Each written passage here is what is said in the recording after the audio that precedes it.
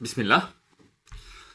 Dans cette vidéo-là, je voudrais traiter avec vous, avec une méditation, euh, pour comprendre certains rapports de notre intériorité et le monde apparent dans lequel nous vivons et comment cette vie doit être exprimée en fait.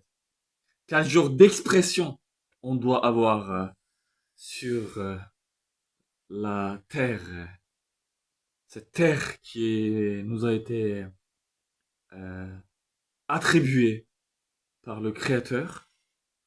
Notre créateur qui a beaucoup de choses. Il est propriétaire de Mulk.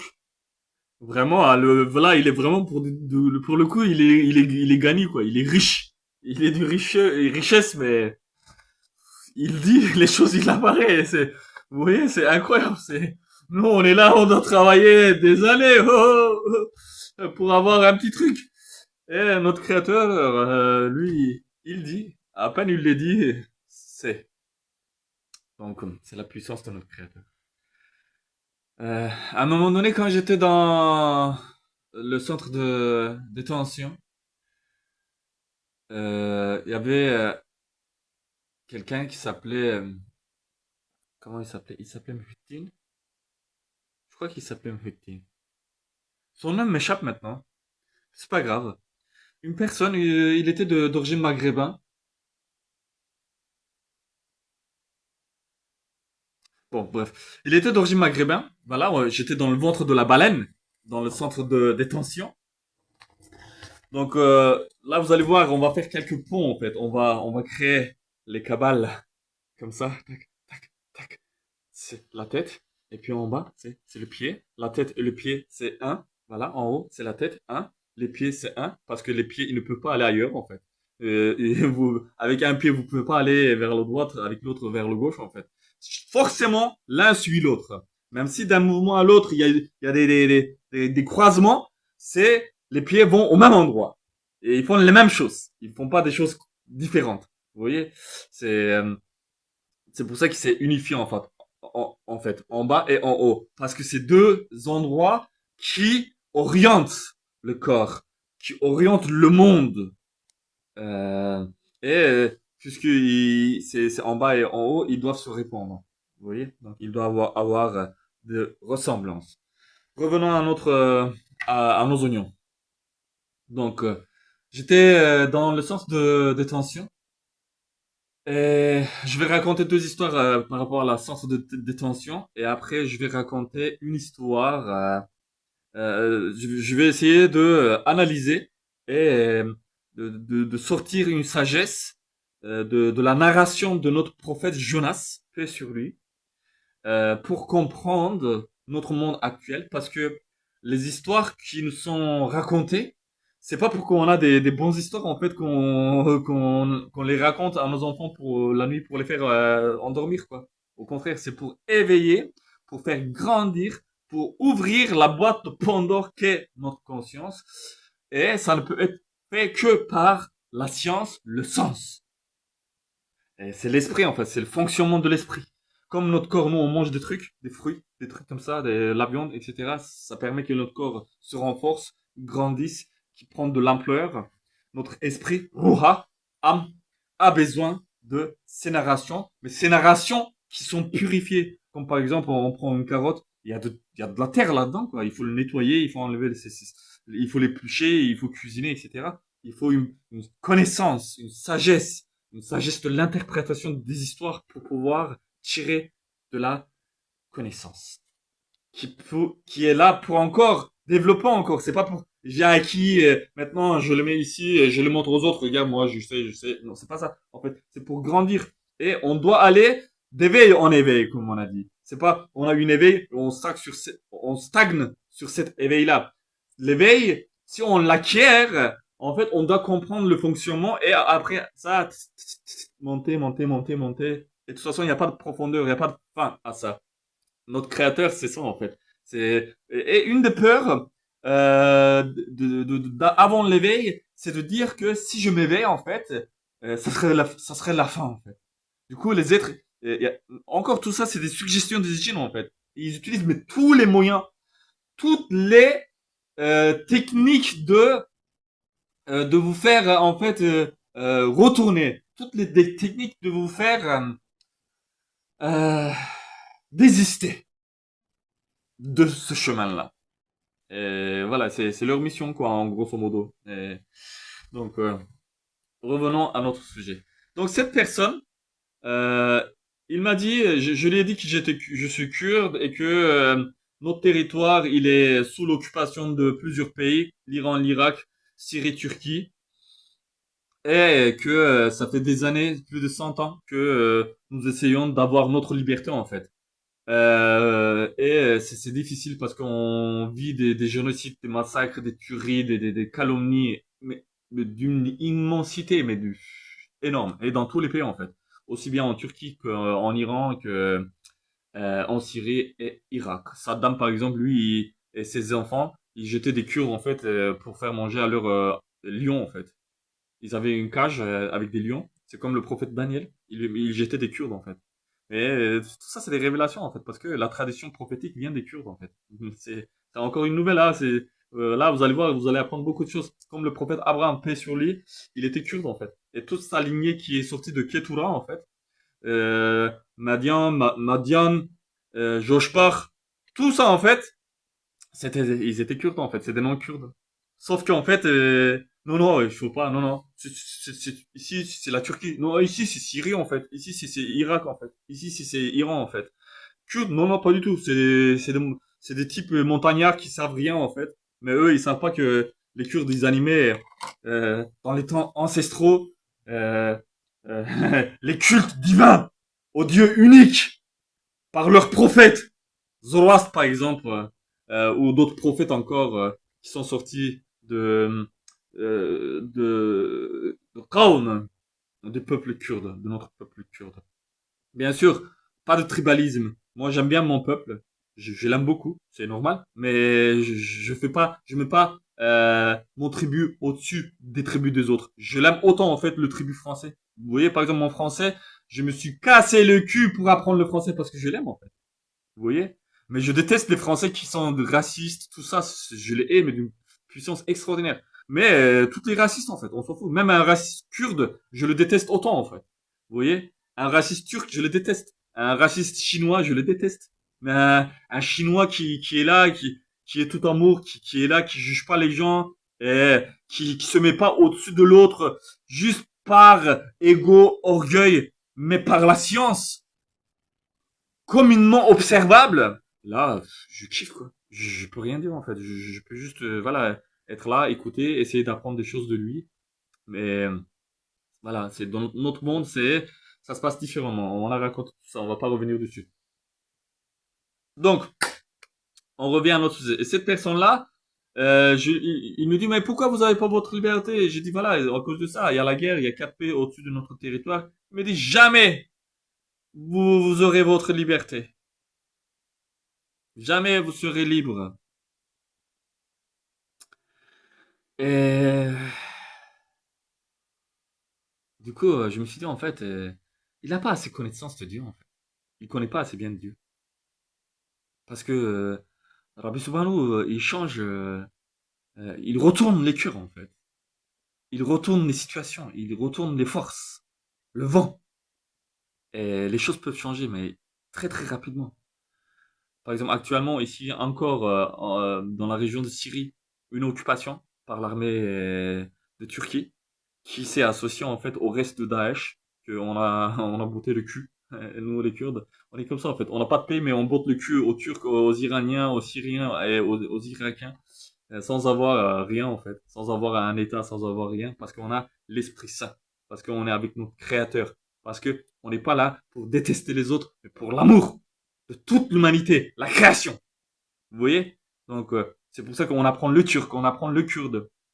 Par exemple, en Turquie, allez demander à n'importe quel turc. Dites, est-ce qu'il y a un autre être humain dans le milieu turc qui a fait une révolution aussi forte que Ahmed Kaya, qui est kurde en fait, dans le milieu artistique de la chanson, dans la langue turque? Obligatoirement, ils vont dire non en fait. Ils peuvent pas dire le contraire. S'ils disent le contraire, ils montent en fait. Et n'importe qui a un peu la science de la langue turque et de l'art, de la chanson en fait, constatera cette preuve éclatante.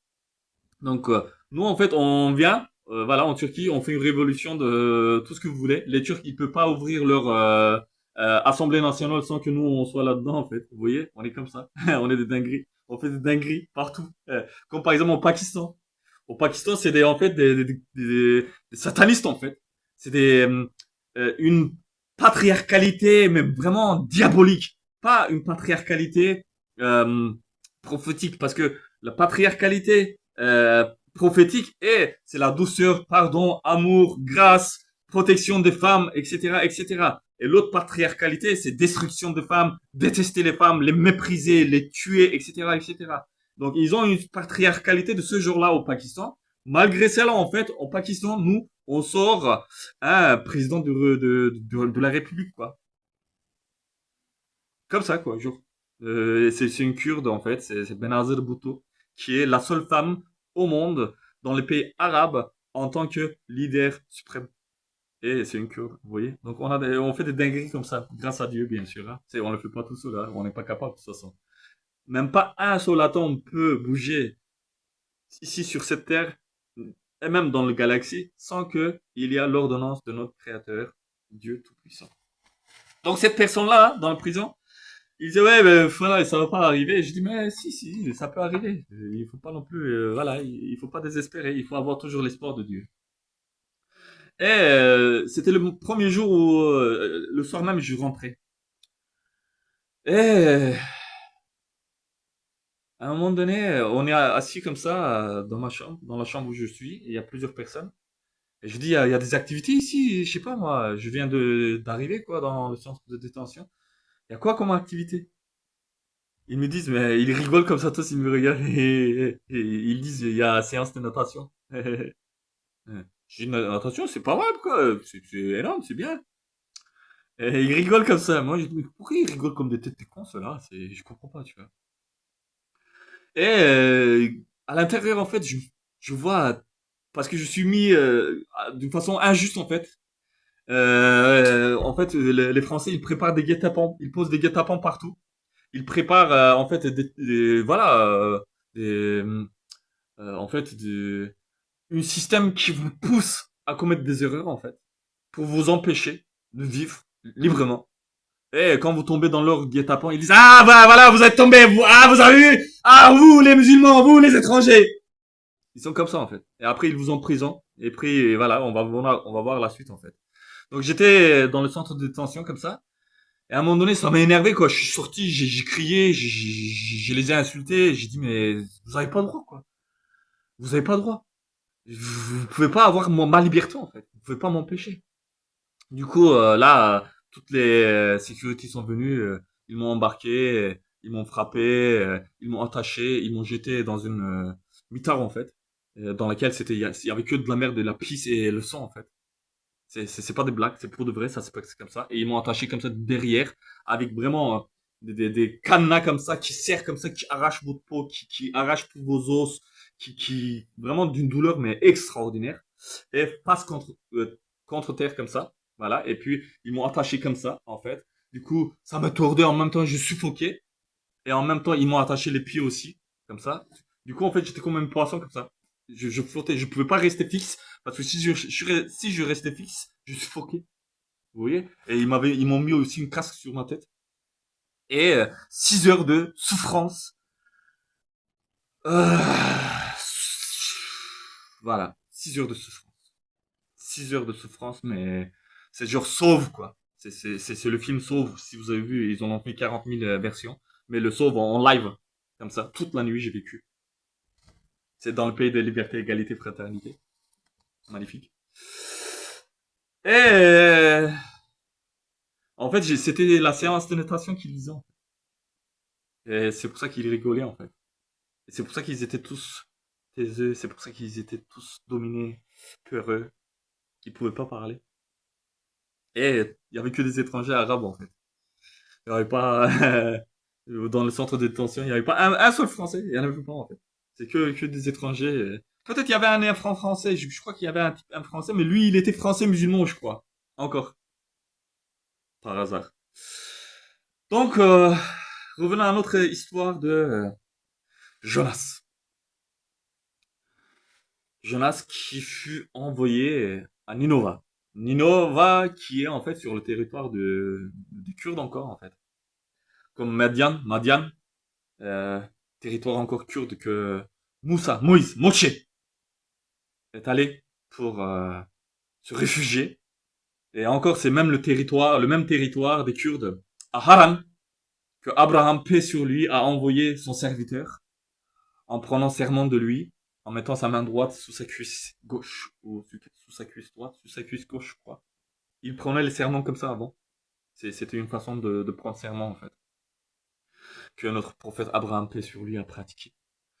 Qui a envoyé son serviteur vers Haran, en fait, pour prendre une femme pour son enfant, pour son fils Isaac.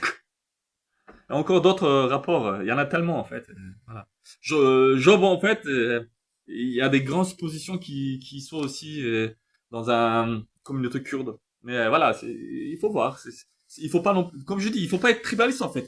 Si c'était dans une tribu arabe, il faut dire c'est ça, voilà. C'était dans une tribu arabe. Si c'était dans une tribu française, voilà, c'est les Français. Les croissants, ah bah c'est les Français. C'est eux qui l'ont fait, magnifique. Tour Eiffel, bah c'est les Français. C'est extraordinaire, magnifique. Je sais pas, plein de trucs quoi. Eugène Ionesco, bah il était romain, moitié français, mais il a écrit énormément d'œuvres en français. Il faut le dire, voilà. Ou voilà, Wagner, c'est pas un chinois. Vous voyez, il faut pas faire de récupération en fait. Vous voyez, quand par exemple aujourd'hui aux États-Unis, en fait, il y a une récupération de toute la culture indienne. En fait, c'est même pas des Indiens. En réalité, quand on dit Indien, c'est une insulte pour eux. En réalité, on sait même pas. C'est les tribus autochtones de ce territoire, mais sauf qu'il y avait une amalgame. Des gens, ils ont confondu ce territoire avec l'Inde, et du coup, ils ont appelé les gens qui habitaient là comme des Indiens, qui sont même pas des Indiens en fait. Et nous, on continue de les appeler Indiens. C'est une dinguerie. C'est comme appeler les Berbères des Arabes en fait. Et ça les rend fous en fait. Ils deviennent dingues. Ils disent mais on n'est pas arabe, bordel de merde. On n'est pas arabe. On peut être musulman mais on n'est pas arabe. On vit avec les arabes mais on n'est pas arabe. Et il faut laisser les gens être ce qu'ils sont. Il faut pas forcer. Le Coran, qu'est-ce qu'il dit? Il faut pas forcer les gens. C'est vraiment, c'est pas une chose à faire. Parce que s'il fallait forcer, notre créateur aurait forcé et aurait changé. Aurait créé tout du même, pareil. Mais il a créé différemment. Parce que c'est pour sa créativité, en fait. C'est la créativité de notre Seigneur. Bref. Donc voilà, j'ai eu cette expérience cauchemardesque au pays des droits de l'homme. Toute la nuit. 6 à 7 heures de souffrance.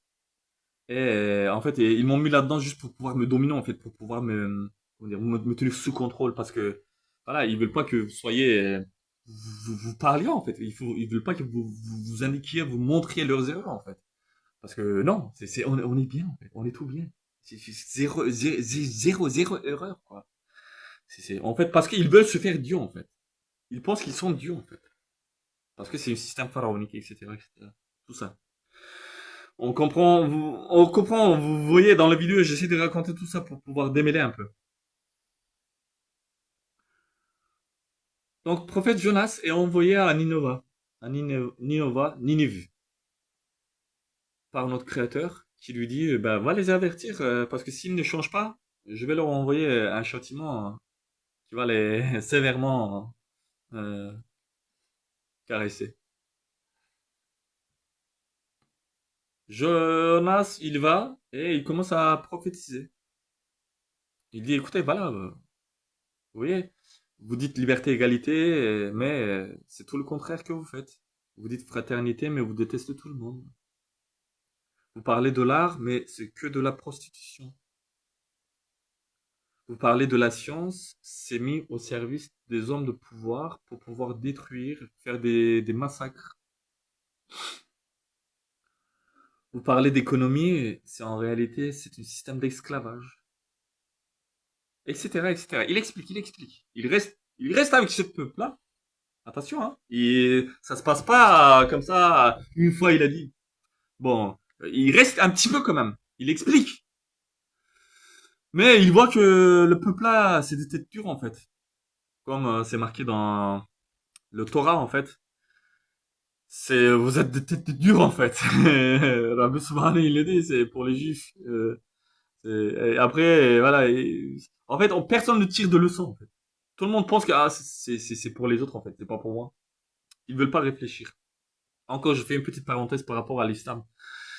Parce que, comme je dis, je suis pas du tout tribaliste. Je suis quelqu'un de très critique, constructif, en tout cas. Pour pouvoir justement révéler la vérité, en fait. Parce que je crois à la vérité. Je sais que cette vérité ne peut apparaître que si on est véridique. Et on est critique. Autrement, c'est pas possible. Donc, quand on regarde les hadiths, c'est-à-dire les narrations qui sont faites de notre prophète, à chaque fois notre prophète il dit quelque chose, et on lit dans les hadiths en fait que les compagnons qui sont autour de lui, à chaque fois ils disent, bah, nous aussi, ya Rasulallah, nous aussi on serait comme ça, nous on est aussi comme ça. En fait, ils ne comprennent pas du premier coup quoi à chaque fois, à peu près quoi.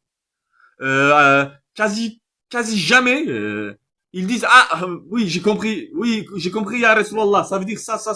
Rares exceptions comme par exemple Hazrat Ali qui quand notre prophète répond à une question de qu'est-ce qui faisait notre créateur et dans quelle sorte d'état était notre créateur avant la création, que notre prophète dit il était dans un lieu qui n'a pas de plafond ni profondeur et il se tenait là. Il dit notre prophète Mohammed salam et Ali radiallahu anhu dit l'est aussi toujours. Vous voyez, rares exceptions comme ça où il y a une science comme ça, en dehors de la prophétie, qui sort par la puissance de la méditation. Donc, notre imam, un des premiers imams, même premier imam, est-ce que c'est Abu Bakr as-Siddiq le premier imam, on peut considérer Ali, Ali il était trop petit pour pouvoir, je sais pas si on peut dire le premier imam. Je vérifierai cette information. Vous voyez, par exemple, il faut apprendre tous les jours.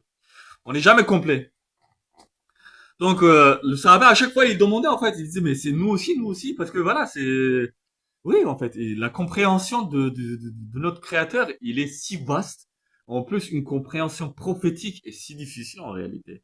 Et en fait les compagnons qui étaient là, qui étaient entrés dans l'islam, qui faisaient la salade, qui appliquaient certaines choses mais qui ils n'avaient pas encore la profondeur de compréhension de l'enseignement spirituel en fait.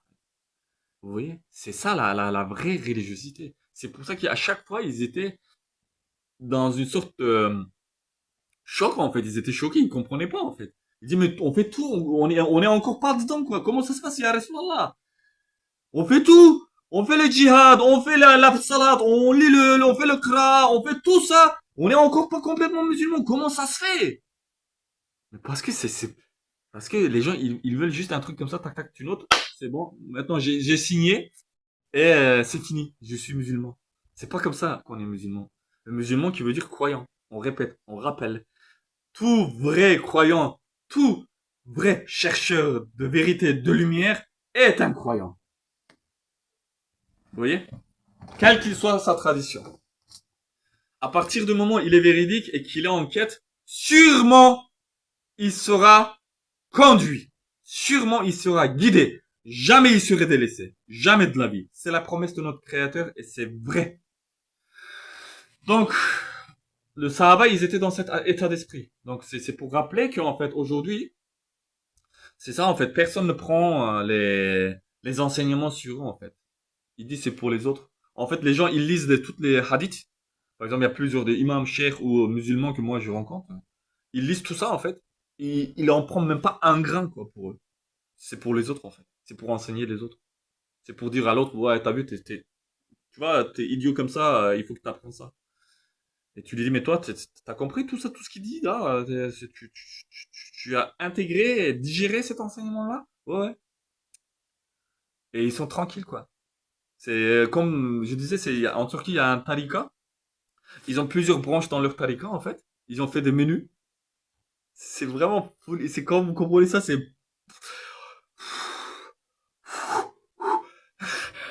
C'est... Attendez voir, regardez. En fait, ils ont fait des catégories comme ça. Genre, il y a le dernier catégorie. Si tu entres là-dedans, ils garantissent le Jannah.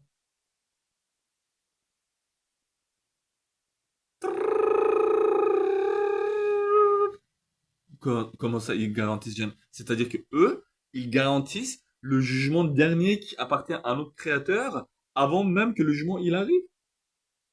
Parce que on appliquerait, soi-disant, des techniques que eux, ils auraient mis en place. La chose que même le prophète Mohammed n'a même pas pu garantir à sa fille. Eux, ils les garantissent à n'importe qui. Oui. Et si tu dis que c'est des conneries, en fait, ils envoient un type pour te buter, quoi. Vous voyez? C'est des folies, c'est des dingueries. Donc notre monde, voilà, la religion, c'est dans ce niveau-là, en fait. Il faut, il faut réaliser. Il est vraiment temps de, il est l'heure de se réveiller. Donc, prophète Jonas, il y va, il explique à ce peuple, voilà, toutes leurs erreurs, quoi. Il dit, vous faites le show là, mais Dieu vous voit. Vous êtes vus, vous êtes à poil. Changez. Et le peuple là, il comprend pas en fait. Ils disent nous, on est puissants, on est forts, cocorico, qu'est-ce que tu me veux là? Vas-y, casse-toi. On n'a pas besoin de toi, rentre chez toi alors. Vous voyez? Le gars, en fait, il crée une association pour les étrangers, soi-disant. Et puis quand tu lui racontes ton problème, il dit mais si t'es pas content, rentre chez toi. Voilà. Donc quand ils réagissent comme ça, Jonas il dit mais je m'en fous là, je pars. Sans au préalable avoir la permission de notre créateur, mais tout ça encore dans la connaissance de notre créateur qui a déjà fait ses plans en fait. Aussi bien pour Jonas que pour le peuple. Parce que l'enseignement ne termine jamais pour personne. Jamais, même pas pour les prophètes. Toujours, il y a l'enseignement, l'épreuve, apprentissage. Il n'y a pas autre chose, autre rapport avec notre Créateur. Il ne peut pas y avoir. Personne n'est égal à notre Créateur. Si il y avait une fin à l'apprentissage, il y aurait une sorte d'égalisation avec le Créateur, ce qui est impossible. Donc, le Jonas, il les quitte, il prend un bateau, peut-être la suite vous connaissez. Ce bateau, il est pris dans une tempête et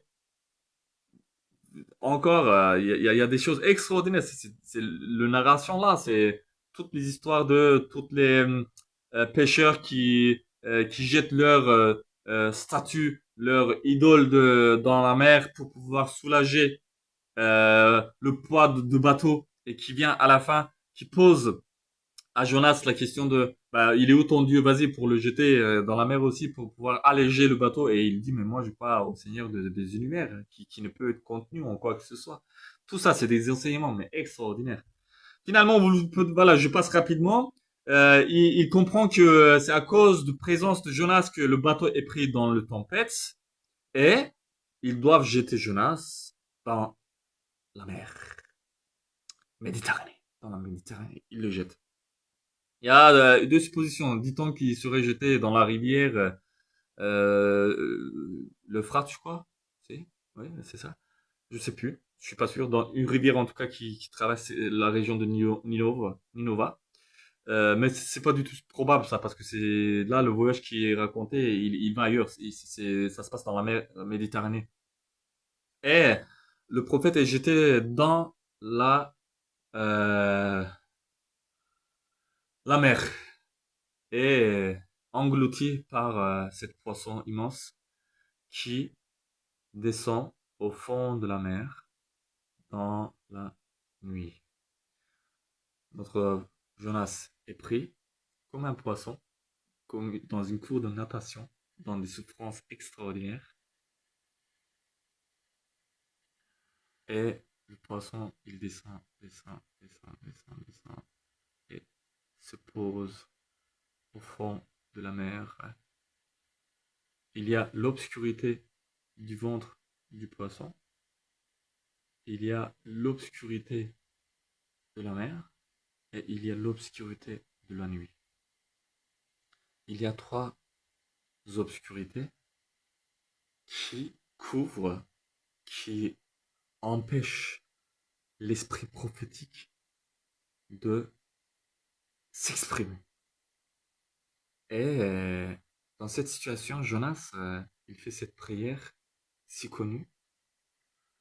La ilaha illa anta, subhanaka inni kunti minaz zalimin. Qui est que pureté à notre Seigneur, à notre Créateur, et c'est moi qui me suis fait du tort en ne suivant pas les voies de mon Seigneur. Et cette prière, en fait, est très très importante. Il faut le comprendre. Parce que, en fait, là, prophète Jonas, en fait, il s'adresse à notre Créateur en disant La ilaha illa ant. C'est, c'est, c'est toi qui es. En fait, c'est comme si, en fait, il parle directement à la personne en face de lui, comme si. Vous voyez? Sa prière, qui était en fait une prière distincte avant, il faisait une sorte, euh, comment dire, euh, espace entre lui et le Créateur. Il devient vraiment par la puissance de cette expérience, en fait. Parce que, en fait, c'est sûr, urgentement, il a besoin de sortir de là. Parce que toutes les acides dans le ventre du poisson l'arrachent la peau. Il suffoque. Il est désespéré et rien, mais rien, quelle force peut le faire sortir? Est-ce que les pêcheurs, ils vont plonger tout au fond de la mer et ils vont trouver cette poisson, ils vont le sortir, ils vont sortir de l'avant du poisson le prophète? Impossible. La seule force qui peut l'aider, seul, c'est Dieu. Encore, vous voyez, c'est notre Dieu, comment il fait ancrer sa puissance, sa connaissance dans ses prophètes d'une façon si puissante qu'ils doivent, ils deviennent vraiment, c'est, fort, si fort. Leur foi, il devient, mais, ancré dans les profondeurs extraordinairement. Dans les plus profondeurs, le plus profond, plus obscur qui soit. Ils pénètrent leur foi, leur puissance, connaissance de Dieu. Et donc, là, il dit, là, il a honte. C'est toi qui es le pur, sans aucune tâche. Et moi qui me suis fait du tort. Il reconnaît sa faiblesse, ses erreurs, et il demande pardon. Et il comprend que notre Créateur nous est si proche. Et cette connaissance, en fait, une fois qu'il est intégré, le fait grandir. C'est une expansion dans sa mission prophétique. Une compréhension plus large. Les prophètes, ils peuvent commettre des erreurs, des petites erreurs, sans péché. Attention. Peut-être qu'ils pêchent de petits péchés avant leur prophétie, mais après leur prophétie, ils ne commettent que de toutes petites erreurs pour qu'encore il ne devient pas Dieu, parce qu'il n'y a pas de Dieu, il peut pas devenir Dieu. Ils ont des apprentissages pour apprendre. Il y a besoin de certaines fois faire des erreurs, des minimes, comme notre prophète qui a eu, voilà, c'est rien en fait. Une personne, il est entré, alors qu'il était en train de parler, la personne, il a voulu à tout prix son intention. Vous voyez, quand vous parlez avec quelqu'un, vous êtes dans un débat, etc. Et quelqu'un, il vient à tout prix, ah, s'il te plaît, il essaie d'attirer votre attention. Ça vous irrite un petit peu. Et ça l'a irrité un petit peu et il a un petit peu, voilà, voilà, ça l'a irrité un peu, quoi. Et il l'a fait sentir vite fait, un petit peu, légèrement. C'est rien, quoi. Mais, notre créateur l'a repris immédiatement. Vous voyez, ça se passe comme ça, quoi. Donc, euh, donc Jonas est élevé dans son enseignement. Et le poisson, il le dépose au bord de la plage. Et selon les narrations, il est sous une feuille comme ça, grande feuille qui le protège. Et vu qu'il est sur tout son corps, à cause des acides du poisson, sa peau a été très très très abîmée. Maintenant, il y a le soleil frappe, ça fait des douleurs extraordinaires. Il ne peut supporter, du coup, il se réfugie sous un grand feuille d'une plante, quoi. On dit de courge, je crois que c'est d'une plante de courge, apparemment. Je sais plus, je suis pas sûr. Il faut regarder. Vous voyez, et on manque beaucoup d'informations. Mais grâce à Dieu, on apprend. Donc, cette feuille lui fait un peu d'ombre et ça le rafraîchit, ça lui fait du bien. Il aime bien. C'est une feuille, quoi. Et Rabbi Subhanahu détruit cette feuille aussi. Tout à coup, cette feuille, toute petite feuille, lui, il en avait besoin de ça, en fait. Il aimait cette feuille. Mais c'est une feuille d'une plante, quoi. Mais le fait qu'il soit détruit, il comprend, en fait, que Rabbi Subhanahu aime même ce peuple mécréant. Parce qu'il est Rahman et Rahim. Il est gracieux et miséricordieux.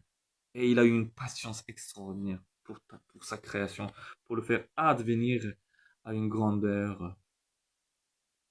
Et il comprend qu'en fait, il a fait erreur de quitter sa mission et d'abandonner ce peuple dans la mécréance, parce que ils vont être brûlés, ils vont être jetés dans l'enfer, et cette brûlure que lui, il n'a pas pu supporter, et que il trouvait une fraîcheur avec cette feuille, cette protection, cette feuille, en fait, c'était lui, en fait.